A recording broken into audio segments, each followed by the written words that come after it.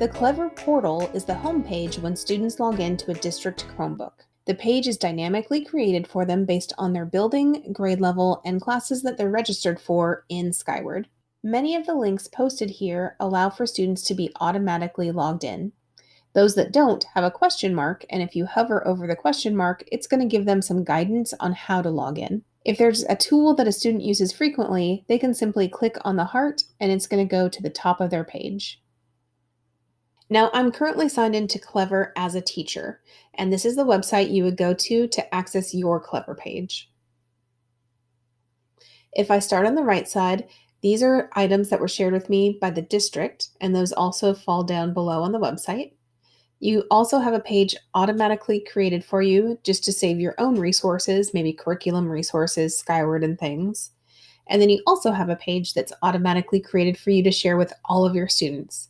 And that would probably work well for an elementary teacher, a homeroom teacher, or if you do teach all the same subject and grade, you can simply click on this and you can add links and PDFs. We'll talk about apps in a moment, but I can just click on if there's a link I want to share. This would be a great place to share your Zoom link with your students.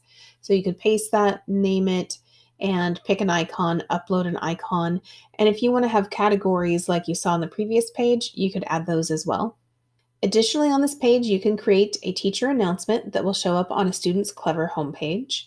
On the left-hand side, you'll see a column with all of your students' names that have access to this page, and if they're currently online, you'll see that as well. Additionally, you can click on a student's name. You'll see an option to download a badge, but that's truly only pertinent for grades K1 and 2 that show a QR badge to log into their Chromebook. That will not work for grades 3 and up. That's also the same with the backup login code. That's only going to be for students whose badges are currently lost or not working. You can also view a student's information to see their Google account information as well as their Guardian information.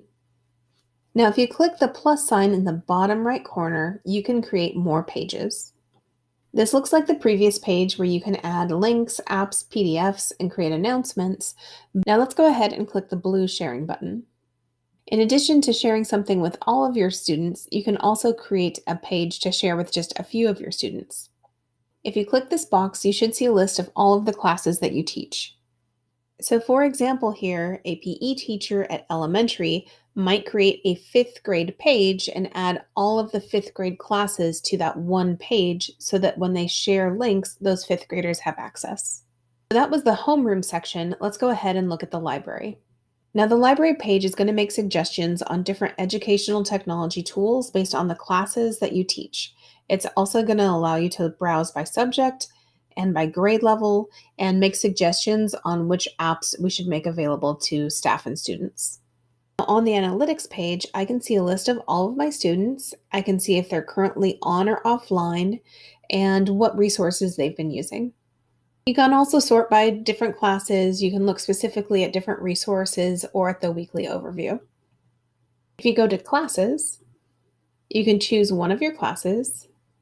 Now here again, you're going to see a list of who's currently on or offline. And if you click any of these apps or websites, it's automatically going to launch on any student's device that is currently logged in. So that's a very high-level view of the Clever portal, and we can always dig in further later. For right now, I would focus on making a page that's shared with all of your students, or maybe by grade level or period, and putting some things that you'd like them to have access to, especially things like the link to your Zoom meeting.